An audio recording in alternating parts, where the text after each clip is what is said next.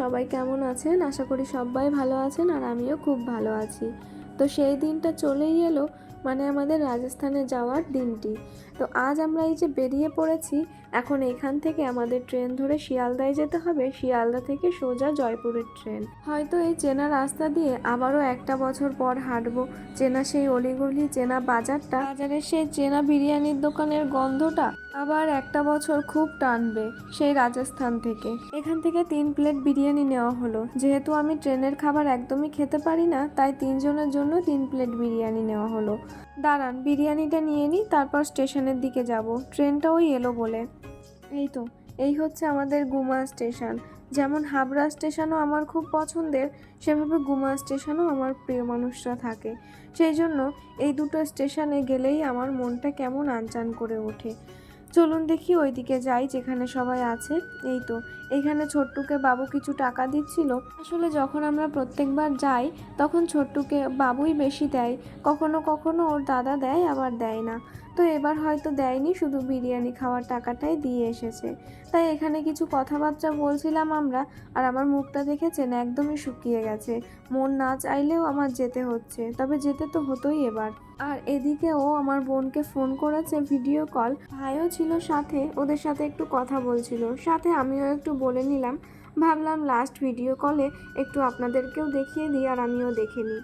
এই তো, গুমা থেকে এই ট্রেনটাই উঠবো, ট্রেনটাও চলে এসেছে। দাঁড়ান, সবাই জিনিসপত্র ওঠাচ্ছে। বেশি ব্যাগ নয়, একটা ট্রলি আর একটা হাত ব্যাগ, আর কাঁধের যে ব্যাগটা সেটা তো আমার কাঁধেই আছে। তো এই তো ট্রেনে উঠে পড়েছি, আর ওদিকে মামনিদেরও বাই করে দিলাম। ছোট্ট হয়ে যে নেমে পড়েছে, ট্রেনটাও ছেড়ে দিল। তাই ট্রেনে ওঠার পরের ওই ভিডিওটুকু আমার ভিডিও অন ছিল বলেই কখন যে কিভাবে উঠে গেছে আমি বুঝতে পারিনি। যাই হোক, মামনির ভিডিও উঠে গেল, সেটা তো ভালো কথাই। আর এখন আমাদের ট্রেন কিন্তু আপন গতিতে চলছে, কিছুক্ষণের মধ্যেই শিয়ালদায় পৌঁছে যাব আমরা। এই যে দেখুন, বলতে বলতে শিয়ালদাতেও পৌঁছে গেছি। আর আমাদের সিট তো বুকিং ছিল, সেই কারণে আমরা সিটও পেয়ে গেছি। ওদিকে আমার বর একটু হাওয়া খাচ্ছে, আসলে ট্রেনের কারেন্টটা এখনও আসেনি, মানে পাখা চালায়নি ওনারা। 55তে চালাবেন, তবে এখন না আমরা খুব ট্রাভেল করে এসেছি এত দূর, তাড়াহুড়ো করে ট্রেনটাও উঠেছি, সে কারণে একটু গরম লাগছিল। আমার বর ওইখানে গিয়ে একটু শুয়ে পড়ে ফোন দেখছিল, হঠাৎ করে তাকিয়ে দেখি ওইখানে একটা টিটি একটা আঙ্কেলকে ধরেছে, হয়তো টিকিট ছাড়া এসেছে তাই ফাইন নেবে। তো কিছুক্ষণ ওনারা ওরকম ঝামেলা হলো ওনাদের, তারপর কিন্তু আমাদের ট্রেন ছেড়ে দিয়েছে ঠিক টাইমে, মানে 10:55-তে। আর এখনও কিন্তু আমরা শিয়ালদা স্টেশনের ওপর দিয়েই যাচ্ছি। প্ল্যাটফর্মটাকে যতটা পিছনে ফেলছি ততটাই মনে হচ্ছে আপন মানুষগুলোকেও ততটাই পেছনে ফেলে চলে আসছি। আমার ফেলে আসতে যতটা কষ্ট হচ্ছে, জানি না যারা আছে তাদের আমার জন্য কোনো কষ্ট হচ্ছে কিনা, হয়তো বা তাদেরও হচ্ছে আমার জন্য কষ্ট। যাই হোক, আপনাদের সাথে একটা কথাই এখন শেয়ার করব। সম্পর্ক যত কারো হোক না কেন, সেই সম্পর্কে যদি দূরত্ব থাকে, সেই সম্পর্ক আজীবন বজায় থাকবে। ভালোবাসাটাও ততটাই হয়তো থাকে, তবে যে সেটা সব ক্ষেত্রে প্রযোজ্য, মানে সব সম্পর্কে প্রযোজ্য, এটার কোনো মানে নেই। আপনারা হয়তো ভাবছেন কি বোকার মতো কথাবার্তা বলছি, তবে এগুলো না সত্যি আমার মনের কথা। আসলে এই জিনিসগুলো আমি এইবার কলকাতাতে এসে ফিল করতে পেরেছি। তো দেখুন, রাত পেরিয়ে সকাল হয়ে গেছে, এখন হয়তো ওই 11:15 বাজে। তো এইখানে আমার এই দৃশ্যগুলো খুব ভালো লাগছিল। আকাশ, তার নিচেই রেল লাইন, আবার সবুজ সবুজ ঘাস, আরও কত কী। তো এগুলো দেখতে বেশ ভালো লাগছিল, ভাবলাম আপনাদের সাথেও একটুখানি শেয়ার করি। এদিকে বাবুও ঘুমোচ্ছে, ওও ঘুমোচ্ছে। কিছুক্ষণ পর ও ওঠার পর আমি বললাম আমাকে একটু ভিডিও করে দাও। আর এখন না আমি ওই মা যে তালের বড়া, তালের পিঠে পাঠিয়েছিল, সেগুলোই শুয়ে শুয়ে খাচ্ছিলাম। যেহেতু আমার সিটটা পড়েছিল মিডিলে, যে কারণে আমি বসতে পারছিলাম না। আর এটা যেহেতু সকালবেলা, সবাই ঘুমোচ্ছিল, কেন জানি না আমার ঘুমটা খুব তাড়াতাড়িই ভেঙে গেছিলো। চারিদিকটা কতই না সুন্দর। ওই যে দেখছেন একটা টাওয়ার মতো দেখা যাচ্ছে, ওটা আসলে টাওয়ার না, ওগুলো কি জানেন, ওগুলো হলো ইটের কারখানা। ওগুলোর মধ্যে ইট পোড়ানো হয়।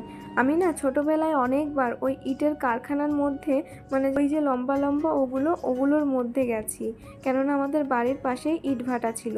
দুপুর এখন বাজে 1:30, আমাদের খাবারও চলে এসেছে। ক্যান্টিন থেকেই অর্ডার করেছিলাম জানেন তো। বাবু বলল এই থালিগুলো নাকি বেশ ভালোই খেতে। আমরা নিয়েছিলাম চিকেন থালি, আর বাবু নিয়েছিল ফিশ থালি।